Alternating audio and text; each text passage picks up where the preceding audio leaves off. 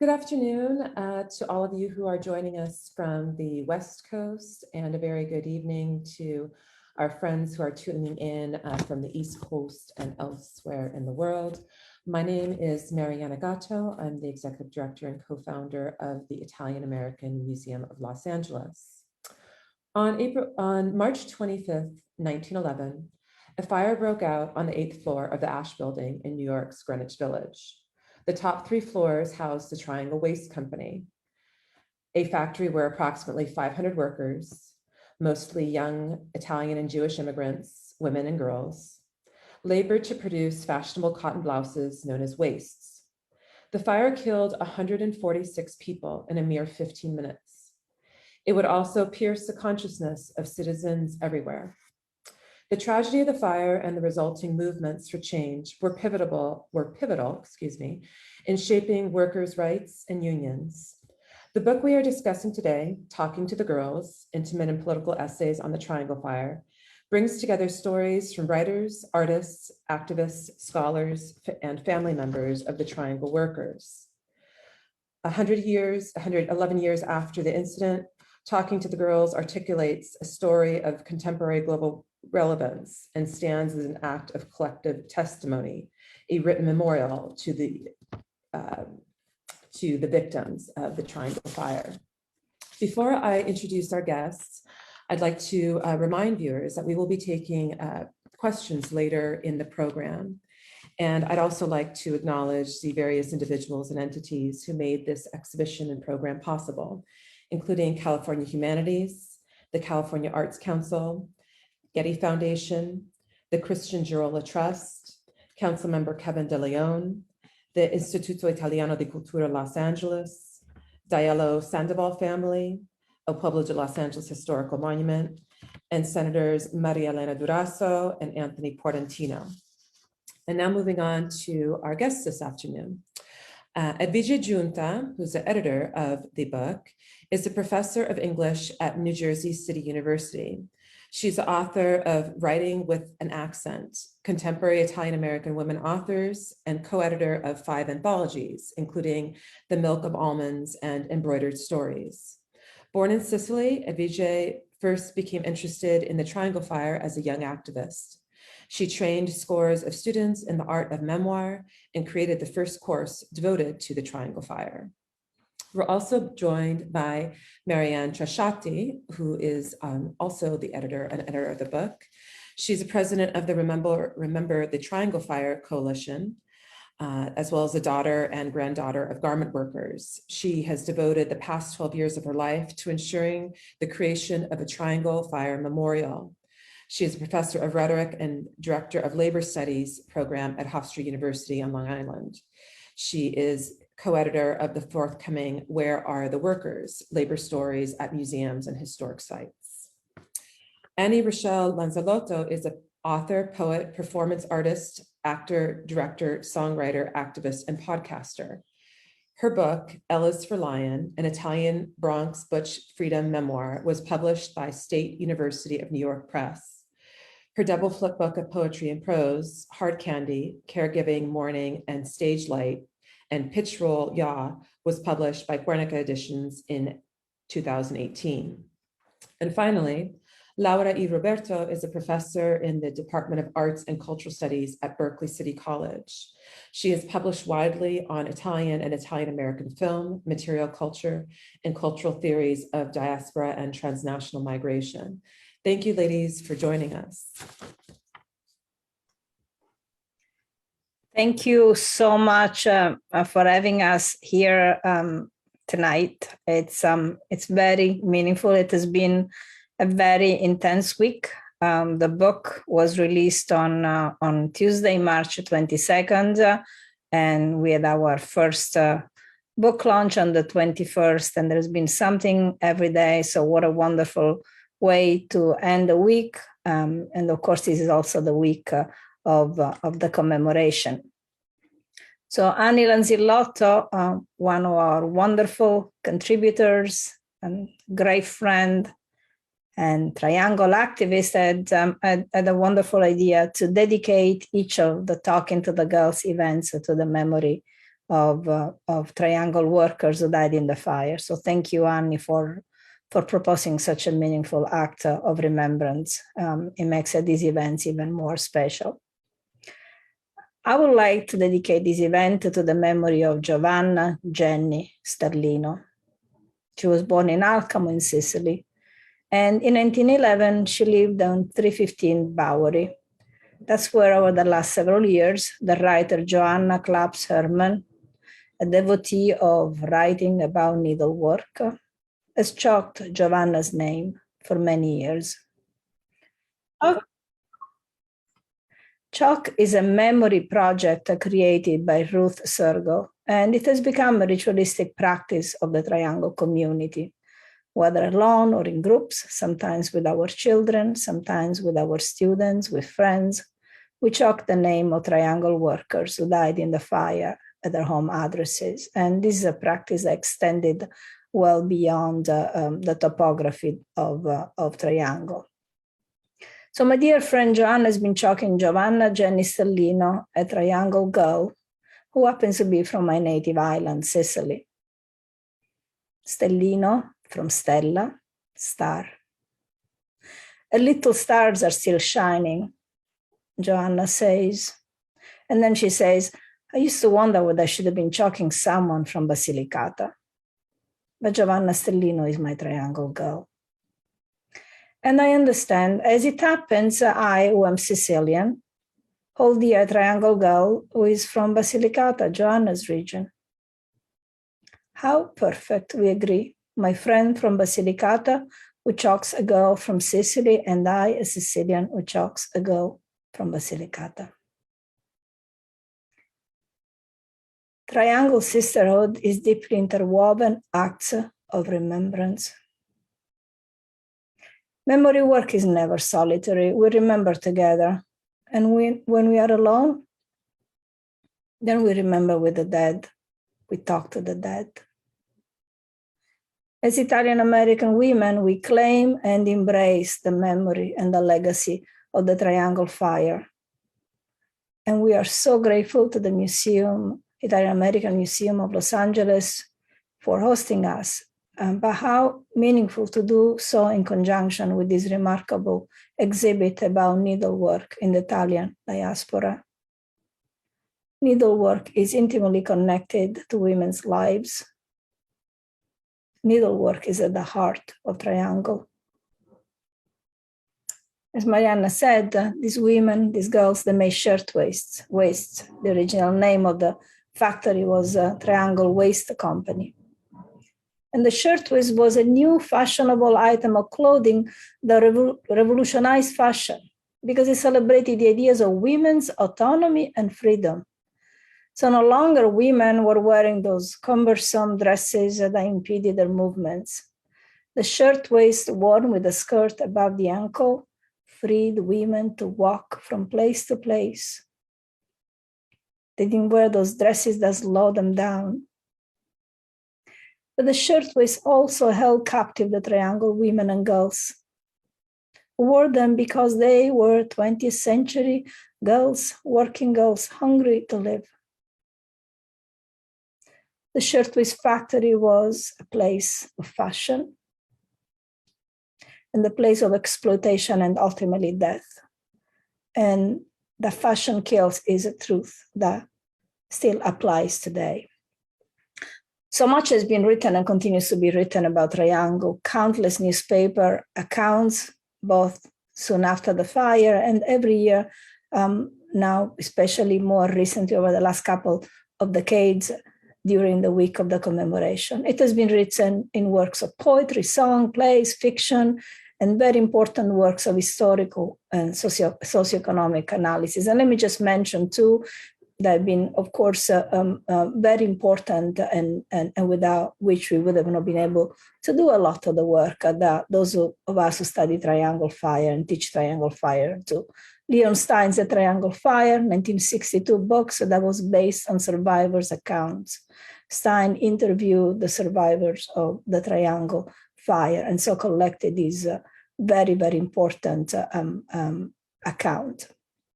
And David Vondrelle's triangle, the fire that changed America, that looks at the fire, trying to understand it in the context of historical, cultural, socioeconomic events of the time. The fire that changed America. This is 2003 book. So why another book? Why did we do this book? How is this book different? And why did we believe it was important, even necessary? Mary Anne and I, as we prepared to call on writers, activists, family members, teachers, scholars, and asked them that they commit themselves to writing very, very particular essays, we asked ourselves that question. And there were a few things that emerged for us. We are both community-focused people. And we understood that a book can create community, an anthology can create community by bringing together different people. But we also had to conceptualize the various contributions as community building. That led us to ask ourselves the question, who is part of the triangle community? I know this is a question that is broader because it doesn't include only the family members, so of course play a key role. But triangle community is really expanded and grown very, very large. And the next question was, how and why do people become involved? What makes them devote sometimes their life to triangle work? And what is their triangle story? How does their triangle story, the story of their teaching of being an activist or a scholar of triangle crisscross with other stories, whether public or personal? And finally, we had to ask ourselves the question, what is the literal form that could weave the two key elements of the book, intimate and political? Remembering triangle is deeply, deeply personal. It's visceral work. When you press the chalk on the pavement or you stand next to your daughter during the pandemic, both of you wearing a mask, holding a poster with the name of Isabella Tortorelli, a 17-year-old from Armento, Basilicata. When you tell your student to check the label of their clothes, when you remember the girls of Triangle and Tazreen and Kader, when you chant, when you cry, when you whisper the names. Triangle is personal. And so we ask our contributors to explore their place in triangle, in their activism, in their work, and in their lives, and make it unequivocally personal. Witnesses, families, teachers, movements, memorials. These 5 sections of the book summarize what memory work is. And so there are overlaps among the different categories. Sometimes an essay that appears in witnesses could appear in teachers or movements or memorials. But these overlaps are vital because they make it possible for each of the 18 personal essays to be in conversation with others, to become a chorus of voice, a chorus that is talking to the girls. And we're very fortunate that we have 2 of our contributors tonight. But before we hear from them, I would like to ask Mary Anne, my sister in the struggle and in the writing and the editing, my friend Mary Anne Trasciatti, to share a few words. Thanks, Eddie, and thanks for your beautiful words. And thanks to our generous host, the Italian American Museum of Los Angeles. It's been a pleasure to work with you, Francesca, Mariana, Julia. Thank you for joining the Triangle community that Edvige spoke so beautifully about.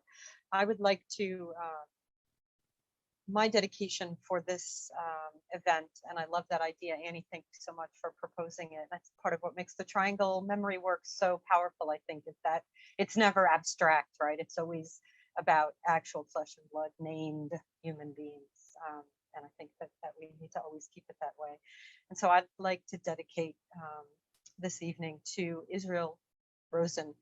It's always emotional when I think about this, and his mother, Julia.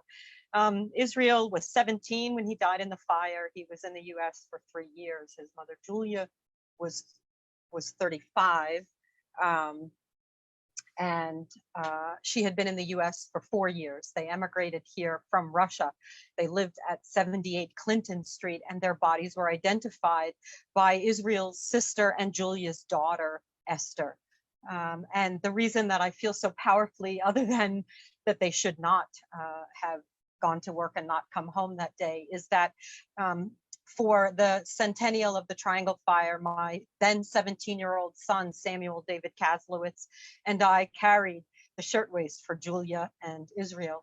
And I thought very much then, and I still think now, how terrible it must have been for Julia, as well as Israel. But I, thinking from the perspective of Julia, watching my 17-year-old son, whose father is Jewish, who carries a Jewish name, who is Russian Jewish as part of his ancestry, how awful it must have been for Julia to know that her son was there and that she could not save him.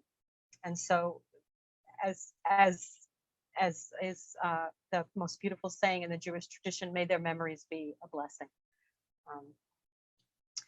So I want to just riff on a few things that Edvige has said and add a couple of things to the beautiful words that she has shared. There's a saying that timing is everything. And that is true in the case of this book, certainly. Edvige and I worked on the book throughout the COVID pandemic.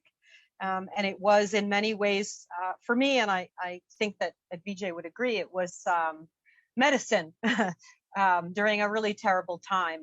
Eddie's voice in my ears was balm for my soul at a time when things were just terrible.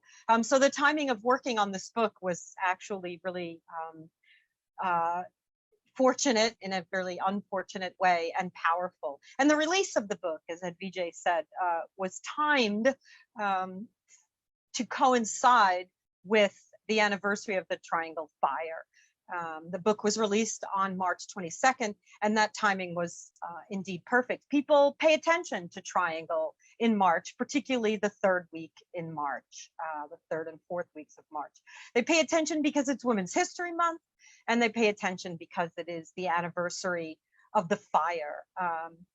I was reading about memory work a few years ago. I regret that I can't remember the author, but someone talked about memory spasms, right? Or every once in a while, there is a memory spasm and something becomes very present in our consciousness. And every March 25th in particular, there's a memory spasm around Triangle. And this book and our commemorative, our events around the book are part of that memory spasm. But we hope that it's more than that, right? That this fortuitous or this planned timing of the release of the book is not just a moment, but something that endures beyond just this memory spasm that happens every March. Doing the book was itself a commemorative act. Eddie and I talked about this a lot, that this was a labor of love and it was a work of memory activism. And it's been called a written memorial. And I think that Mariana mentioned that in her introductory comments. And I love that expression because I think it really does encapsulate what this book does, what it is and what it does. It's a collective memorial, 19 contributors, 2 co-editors, multiple readers, hosts of multiple events, attendees at events, and now readers of the book as it is out in the world, supportive spouses and friends. And it's not a book that could have happened if either Eddie or I had tried to do it on our own. And it's not a book that could have happened without the wonderful work of everyone who contributed in their own way. And so I'm deeply grateful to have both continued and expanded the Triangle community that Eddie spoke so eloquently about with this book. And I'm also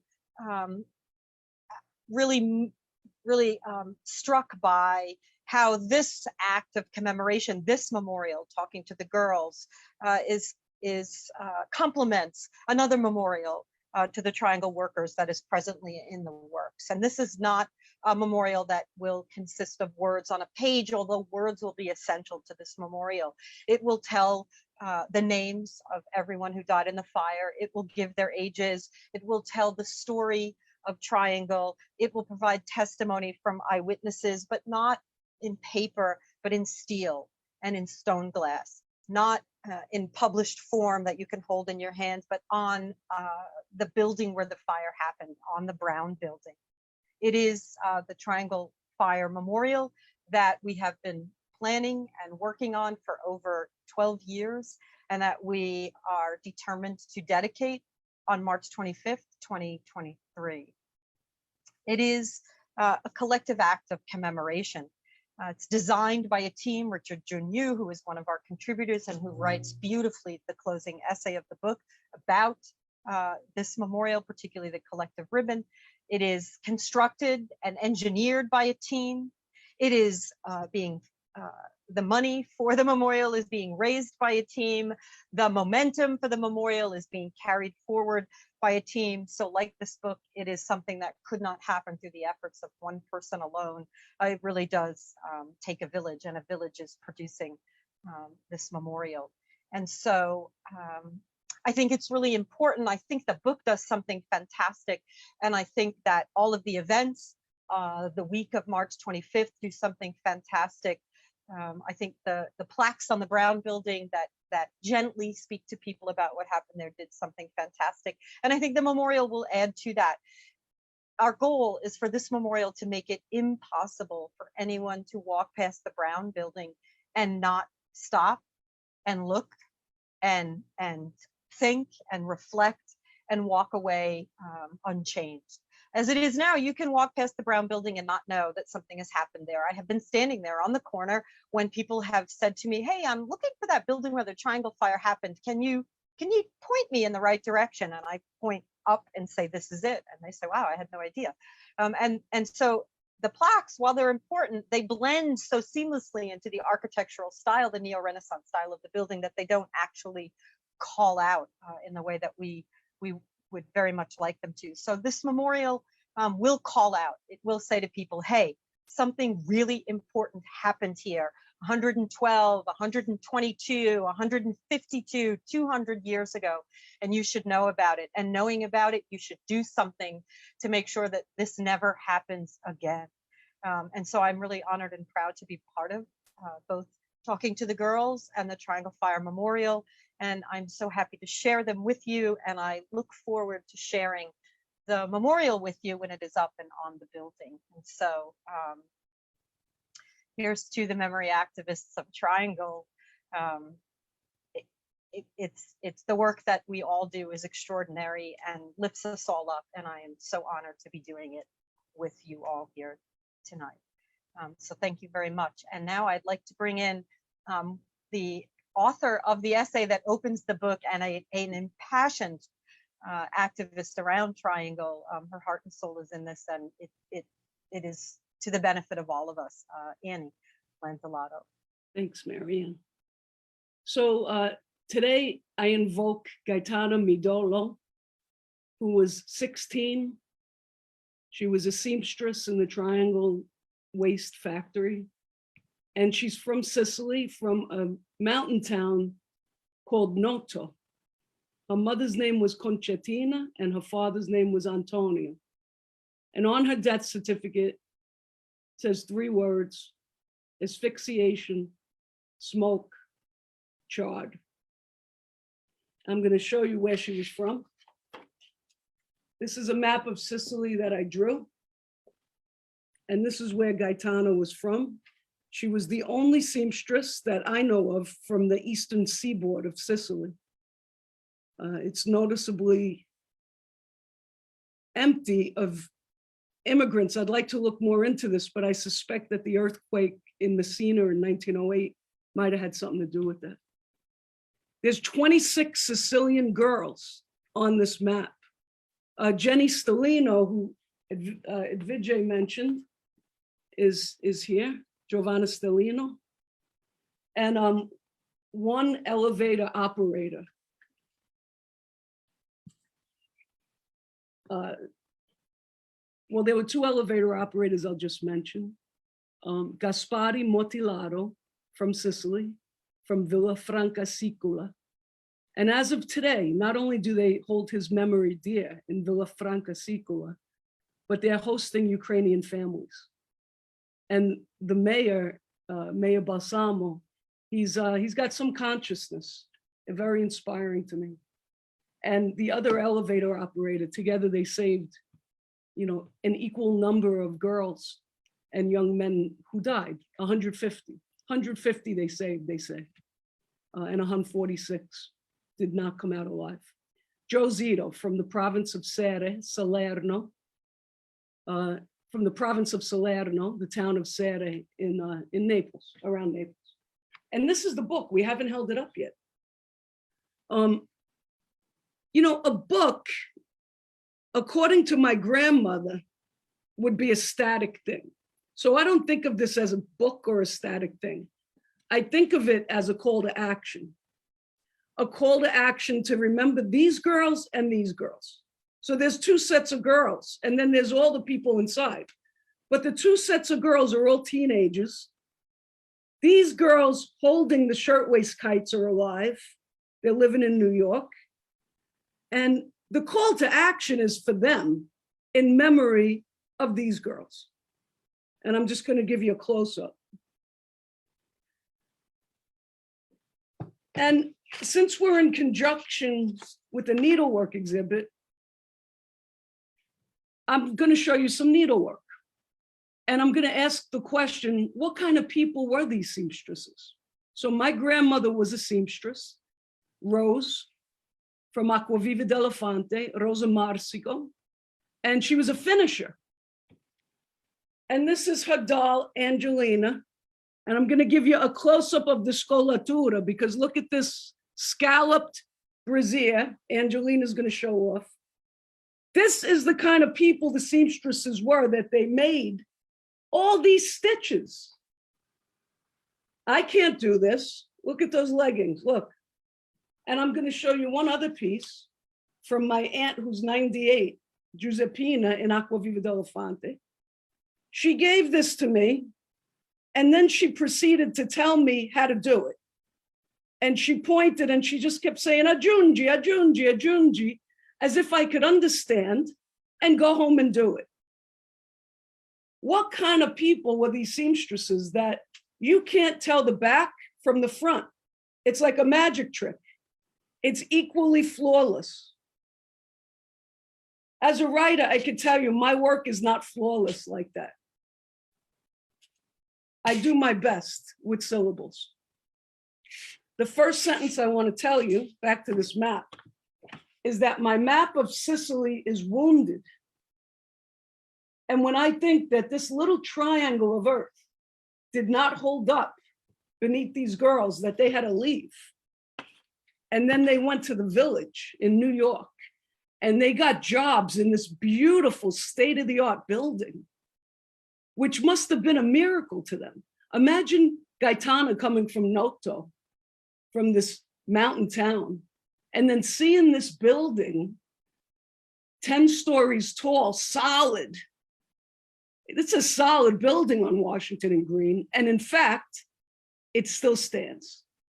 It's the same building that was there in 1911. The building survived. It was fireproof. I write a little bit about class in my essay. I'm going to read you a couple of paragraphs.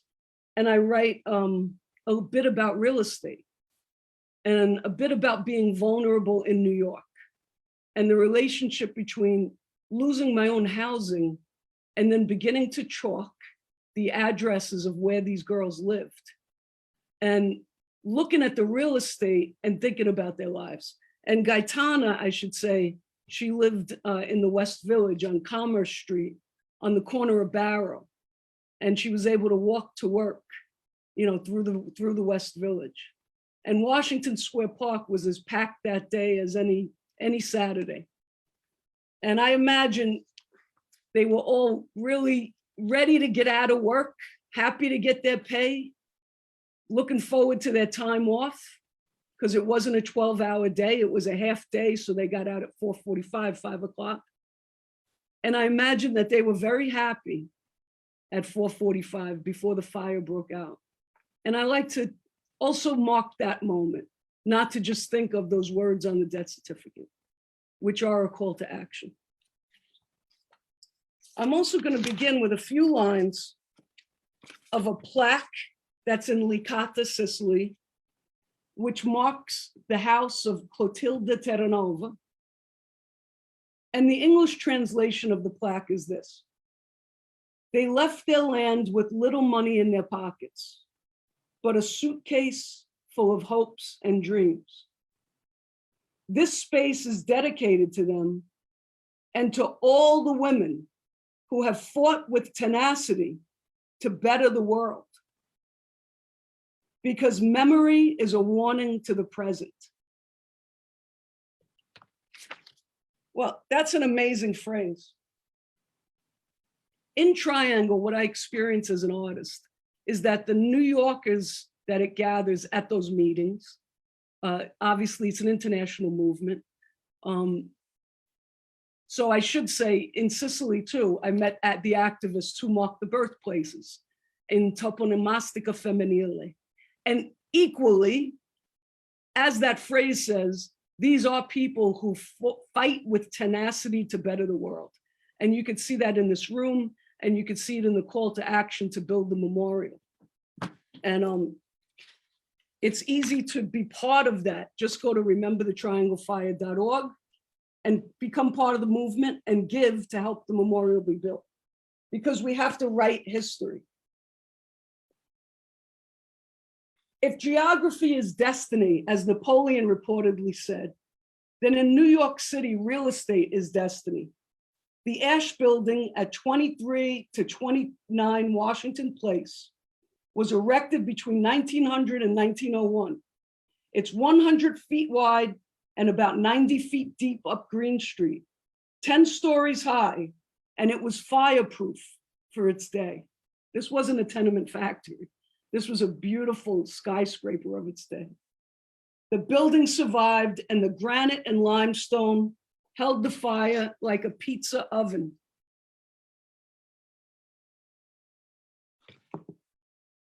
I'm going to read to you a little from the beginning of my essay. My map of Sicily is wounded. Red pox mark the towns where triangle workers were born, and where now marble plaques, reliefs, and street signs bear their names. This map I could fold neatly and tuck inside my tote bag, but the lives the map marks I could never contain neatly inside. My map is a topography of loss and a songline of salient effort. It folds accordion style into a neat rectangle with a lacquered cover, but once open presents the skin of the terrain where 26 seamstresses and 1 elevator operator were born. How close to one another, and the contour of the earth around them, the earth that didn't hold up beneath them. You know, it's hard for me, born in the Bronx, to understand the earthquakes, the poverty, the volcano, what was going on in Sicily in 1908, 1909, 1910, the starvation, to drive people to New York. And I admire these girls because not everyone has the gumption to go to the unknown, the gumption to go to New York City to seek out change. It's a leap. And, you know, in my town, when I went to meet my cousins in Acquaviva della Fonte and Bitetto and Cassano della Murge, they said to me, your grandmother was restless and she didn't write enough letters, you know, like, and it struck me. And they said, your grandfather, he liked to climb trees. And it struck me, they had a rebellious glint, something, they wanted more. And they found a way to get to New York, you know, to embrace pluralism. to embrace. You know, I never forget my grandmother bought tofu home and she said, it's the Chinese mozzarella. And she ate it before I ate it. I hadn't eaten tofu. This must have been in maybe 1981. I never ate tofu. Where would I get tofu? Though New York wasn't California. In California, you were eating tofu in 1981. But in New York, I wasn't eating tofu. I never had an avocado till 1982. I never had an avocado. But it was my grandmother. And she said, learn something new every day. And she said, try this Chinese mozzarella. I never forget.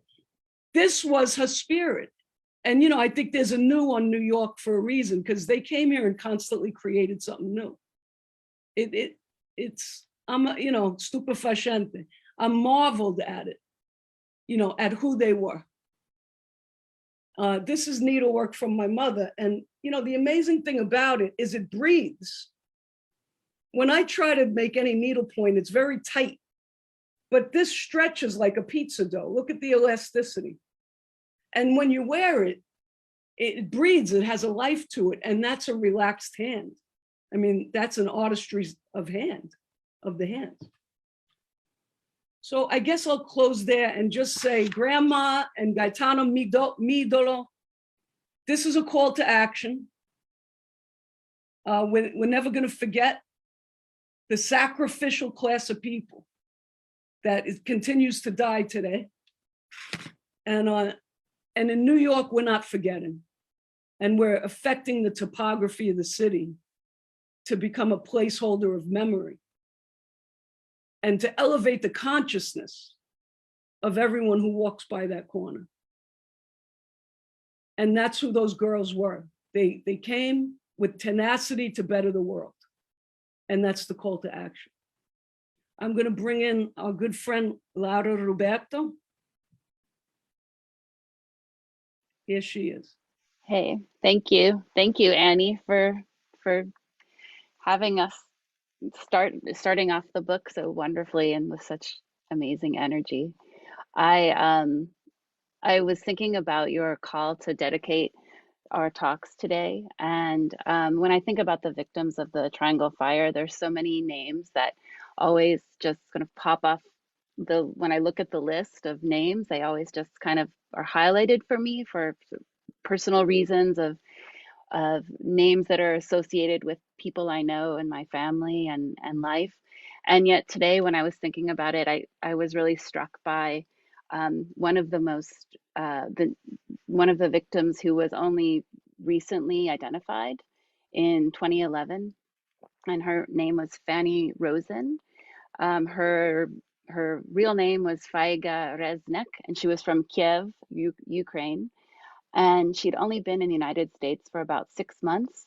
And she must have been one of the most recent hires at the Triangle Fire, because she had only worked there for barely 2 days when she died in 1911. And so I wanted to dedicate my talk to her today.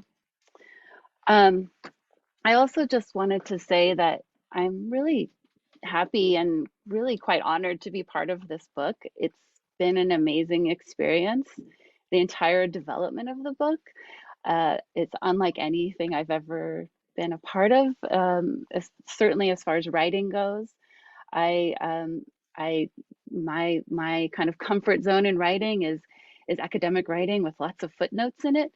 And Eddie and Mary Anne had to very gently guide me away from that to kind of write this more personal essay. And it's also been really beautiful to see the book launched this week and to really kind of come to life, even within the tragedies of the lost lives that the book really owes its existence to. And so I think that's all just such important work also. My essay, Remembering the Triangle Fire in California, appears in what's called the teachers section of the book. And I kind of meander around different ways that I feel connected to the fire and the memory of the fire through education and community kind of involvement, especially from my perspective here in California. I'm in the Bay Area, and my work as a professor at Berkeley City College. And I pretty self-consciously don't focus on the Italian immigrant angle, even though that's my own kind of scholarly background. And I wanted to start by reading a paragraph roughly from the beginning of the essay, but first I actually want to share my screen, and you guys can give me a heads up. Can you see that? Yes, okay. So I'm going to share this little photocopy there, and let me just read about a paragraph. A few years ago, my daughter Alma came home from school with a worksheet about the Triangle Shirtwaist factory fire. It was chock full of details. It used simple language while also leading students to consider themes of immigration, women's lives, worker safety, and public protest. The worksheet posed questions such as, why were working women being treated so poorly? Why were the doors locked? It noted the specificity of place, New York City, multiple times, and explained that many of the workers were poor young women and that most were Italian or Jewish immigrants. Alma seemed surprised when I told her that I knew about these women, their work, and the fire that had caused their deaths. I pulled down from a bookshelf an oversized coffee table book of reprints of the New York Times headlines and turned to March 26, 1911, the day the fire made it onto the front page. We looked at the ghastly photograph of the building aflame and read the article out loud together. As pleased as I was that my daughter's public school was including this labor history lesson in the curriculum, I also wondered if it was the best way to introduce an 8-year-old girl from California to the Triangle Factory fire. And from that story and that question, really, I go on in my essay to talk about events we held in Berkeley for the 100-year anniversary of the Triangle Fire, including a talking event and a kind of hands-on sort of sewing workshop or project where we had a Melanie Shapiro, an Oakland-based artist, have visitors learn to sew if they didn't know how, and actually sew a kind of memorial ribbon, as you can see here. And in fact, you can also see here some pins that Melanie made that Annie, in fact, later wore at an event in New York. And so in addition to these kind of active ways that we try to remember and think about and reflect on the impact of the tragedy itself of the Triangle Fire, at this 100-year anniversary event in Berkeley, I also talked about another tragedy that involved migrant workers here in California. And it's not a super well-known event. It's generally talked about or called the Los Gatos plane crash. It happened in 1948, and it killed 32 people, including 28 men and women from Mexico, 27 men and 1 woman. The 28 Mexicans were all farm workers who were being flown from Central Valley, which is the center of California's very abundant and agricultural industry that still today very much exploits migrant labor. And they were being flown from the Central Valley to a deportation center along the US-Mexico border where they were going to be returned to Mexico. It was an extremely brutal accident. Everybody died. And importantly, the bodies of the 28 Mexican men and women were never fully recovered. They were buried in a mass unmarked grave, and many of the caskets were empty.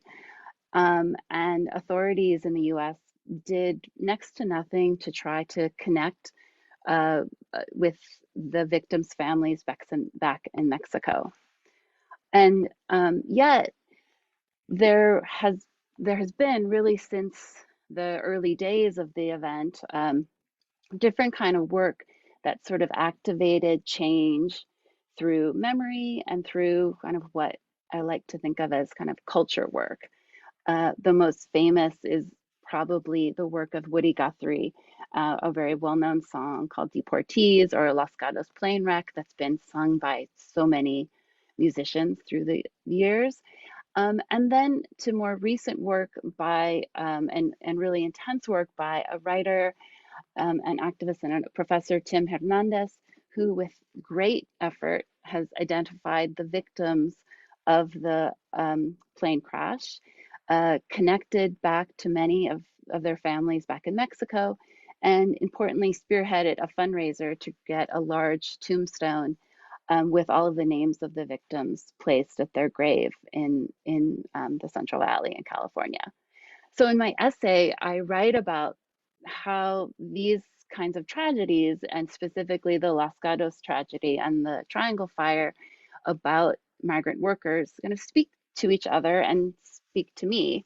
And that by kind of connecting different kinds of moments where migrant workers' lives were being forgotten and exploited, that we can hopefully kind of educate and activate different kinds of change and remember.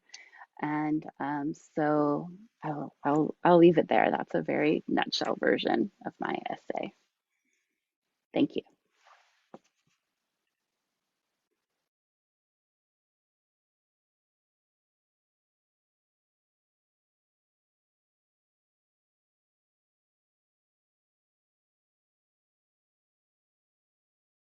Mariana, we can't hear you.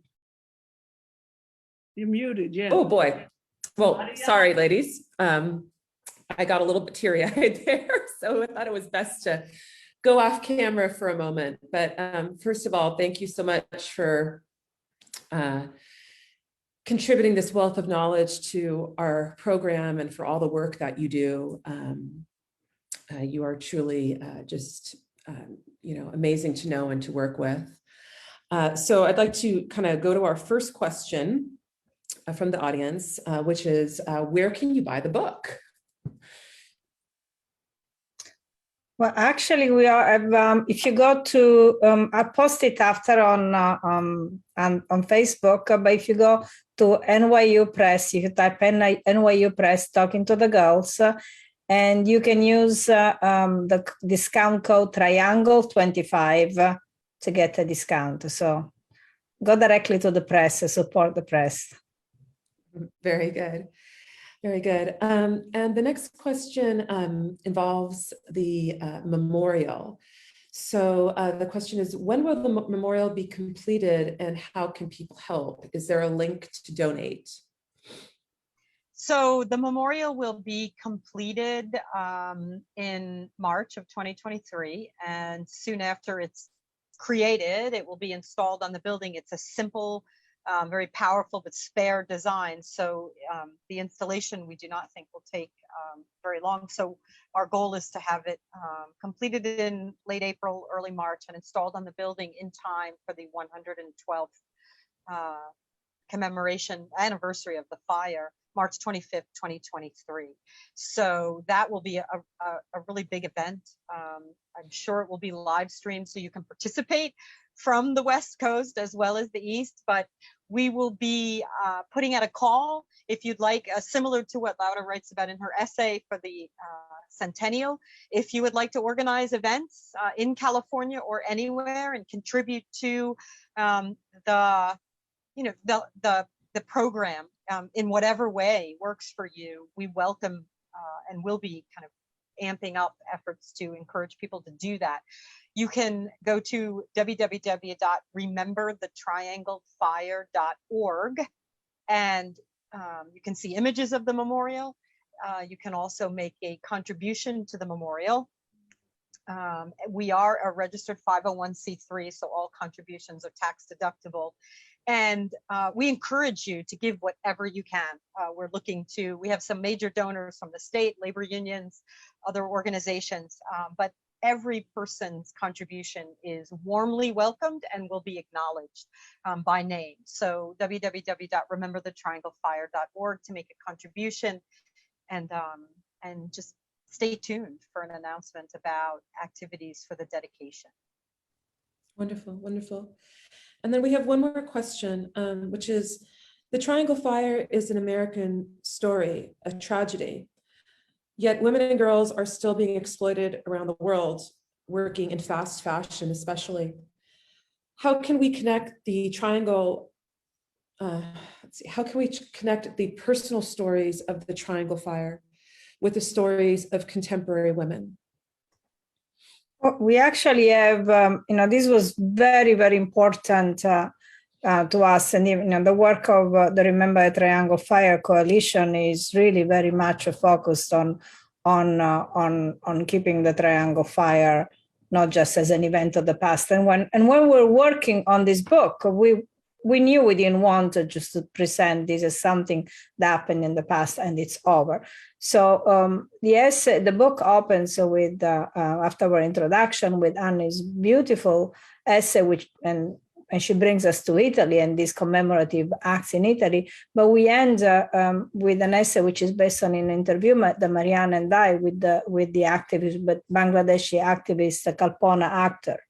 And that essay is vital to the book, and it brings us to Bangladesh. Also, there is another important essay by the historian Annalise Orlec, who is the author of the book We Are All Fast Food Workers Now, which is on contemporary activism, global activism, and it's a wonderful juxtaposition of the stories of her grandmother who worked at Triangle and the friendship with Kalpana actor. And in various ways, other essays also touch upon that. I would say that that's one of the threads that runs through the book. Mm-hmm. I just want to add to that also. One of the things that that Annalise does really well in her essay is she points out that that there's a connection between contemporary garment worker struggles for workplace safety. Kalpana was a child laborer, so to make it not necessary for children to work in factories. I mean, that's why they did, right? Their families desperately needed the money. And so there absolutely is a connection between contemporary garment worker struggles around the world and what happened in New York in 1911. There are also organizations today, Brad Hoylman, who is the state senator in New York from the district where the Triangle Building is located, has committed himself to pushing for legislation in New York State that will protect the rights of workers in the garment industry today. And that includes models and everyone who works in not in the garment industry, I'm sorry, in fashion. So so there's still a connection to here in the US. And also, as Annalise points out in her essay, fast food workers, all of the essential workers during the COVID pandemic, these are the Triangle workers of today. So I think that if the story of what happened in 1911 moves you to support an organizing campaign at Amazon, or the Fight for 15, or the Model Alliance that looks, to make safer and better working conditions for models, then that the legacy of Triangle is being fulfilled. And I just want to add, there are a number of Starbucks workers around the US who are organizing, and you could ask yourself, what does Starbucks organizing in 2021 have to do with the Triangle Fire? Well, Starbucks Workers United is the same union that the workers of Triangle fought unsuccessfully to join in the uprising of 1909. Workers United is the current day incarnation of the ILGW, the International Ladies Garment Workers Union. So all those workers at Starbucks who are being harassed by the company, by their anti-union campaigns, are the workers of Triangle who were being harassed by Max Planck and Isaac Harris and kept from joining a union. So any worker struggle today reverberates with the echoes of Triangle. True. I have one more question. What new communities have formed around the making of the book that surprised you? I was thinking when Annie Lanzillotto, there's only one Annie Lanzillotto, visited my students, my Triangle Fire students in 2020, soon after the beginning of the pandemic, and we've gone virtual. And I will never forget the moment when she turned to the students and said, "You are all Triangle workers now." And it was, these young people who worked in, various jobs that did not allow them to stay safely at home, as many of us were able to do. it was an incredible moment of collective validation. And while I had witnessed in the past students really coming together and with a sense of shared pride in the work they were doing around to remember the Triangle Fire, I think that was a moment in which they recognized themselves also as a community that was facing terrible risks, and so they were not seeing themselves simply as students, because sometimes, you know, when students we don't know what lives they lead, you know, how many different jobs they're juggling, and so they recognized each other as belonging to a community of workers. Annie, do you remember that moment? Yeah, it's an, you know, it's an amazing thing. It's a great question. Thanks for this question. Yes, Edvige, I remember that moment. And this book is starting conversations that are miraculous. Like, so yesterday at an event, because of the event invitation, I heard from a man who was 93 years old. And his name was Burton Baroff. And he said, I got to talk to the lady. I got to talk to the lady who's doing this event. He wanted to talk to me. I was hosting the event. He said, my father, Abraham Baroff, was an early activist in the ILGWU, and he was responsible that these workers didn't go into a mass grave. He said, as long as Abraham Baroff is alive, that's not going to happen. And he intervened. So I talked to Burton yesterday, and now he wants to talk to Mary Anne. He talked to Edvige. And he has Yiddish papers from his father. So this it's like a beginning. And the same thing, I heard a Leon Stein interview. He said, as soon as he announced he was doing a book on Triangle, everyone started contacting him, survivors. He told a story. He said, this Italian family in the New York area, they kept saying, why is grandma always talking about a fire? Oh, I'm tired of hearing grandma talk about the fire. Almost like it was a myth. So this grandmother called him. She heard him on the radio. She said, you have to come tell my family what I'm saying is true. She was a survivor of the fire. So he went to her house. It's a great interview. Look up Leon Stein on YouTube. And, you know, and he starts talking about once you make a book, once you announce a book, everyone finds you. So I can't wait to see what communities, and I'll just say lastly, I feel it's the girls still sewing us all together. Absolutely. Right? I'm sure you all feel that way. I mean, that's all I could say. That's how I feel, because it's mysterious to me. I don't know how life works. I don't know how death works. But for whatever reason, we're so moved. And sometimes I sit around in those meetings and I think, these are the same faces as 1911. These are the same people, the same names. And, you know, we would have been there if it was us getting off the boat looking for work. And, you know, anyway, so the communities are going to keep growing, and it's international. So when I finally got to Sicily, my own bucket list to get there, I didn't go with the intention of visiting these, you know, these towns. I haven't gotten to all these towns, but as soon as I got there, it hit me. And it hit me in a mysterious way. I was in a church filled with magnificent art, but I was staring at a ladder. And it's like the ladder almost hypnotized me. And the ladder brought me to tears because it was as big as the height that was missing from the fire ladders of 1911. It was, you know, 2 floors too short. The ladders reached to the 6th floor. The girls were on the 8th and 9th, and there were workers on the 10th floor. So what's that, 30 feet? How much is 2 floors? What is it? How much is a floor? 20 feet?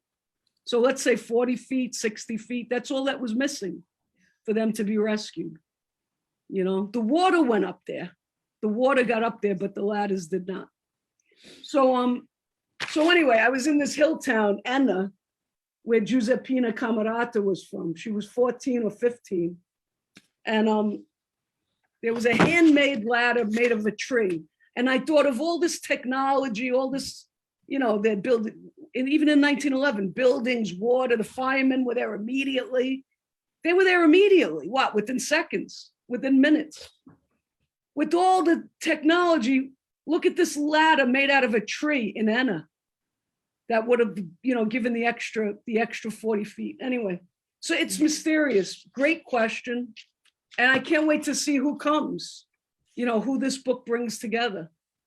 It's going to keep going on. And every time Edvige is interviewed in a newspaper in Rome, or Martin Abramowitz about his father is interviewed in a Jerusalem newspaper, it's the communities just keep multiplying, and the conversation and the information and the pieces of history that are missing keep getting, you know, the mystery built, keep getting filled in. People have information. So one thing I wanted to add, you know, the commemoration, the yearly commemoration is such a, thank you, Annie, for just like, I mean, you, every time you talk about Sicily, you put me there. I just had to tell you that.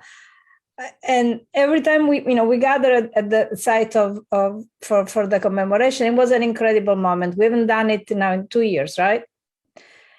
And I think we have all missed that because there were so many encounters that were happening there.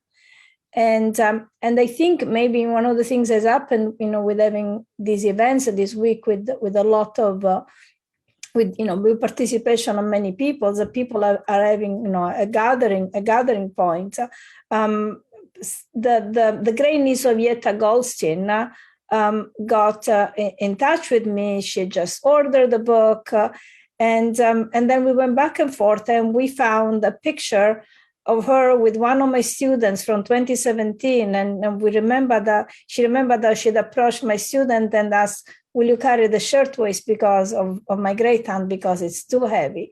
So I love to think of this book as opening a space where we can come together. And you know, for Mary Anne and I have our own triangle stories, which we have to, you know, we are still writing in multiple ways, but we also hope that in reading this book, people will find the stories that they carry inside, and that perhaps they hadn't thought about writing. And you know, sometimes it can be a triangle story, but there are so many other historical events every day and in our past that we are intimately involved in, and what's our place and what's the place of our ancestors. And the beautiful essays that our authors wrote really set a model for people to look at the past and trying to explain it in intimate terms. Well, again, thank you. The book is Talking to the Girls, Intimate and Political Essays on the Triangle Shirtwaist Fire. Edvige, tell everybody one more time where they can find it. Yes, NYU Press, which a New Village Press is our publisher, but it's partners of NYU Press. And if you type NYU Press Talking to the Girls, we'll take you to the website. I will also post it on Facebook. And don't forget, Triangle 25 will get you a 25% discount. Wonderful. And Mary Anne, remind us, the website is rememberthetrianglefire.org, where people can learn more about the memorial and make a contribution, correct? Yes, rememberthetrianglefire.org. Wonderful. Well, thank you all again. We really appreciate you taking the time to join us, and we look forward to continuing the conversation and much more to come. Thank you so much. Thank you.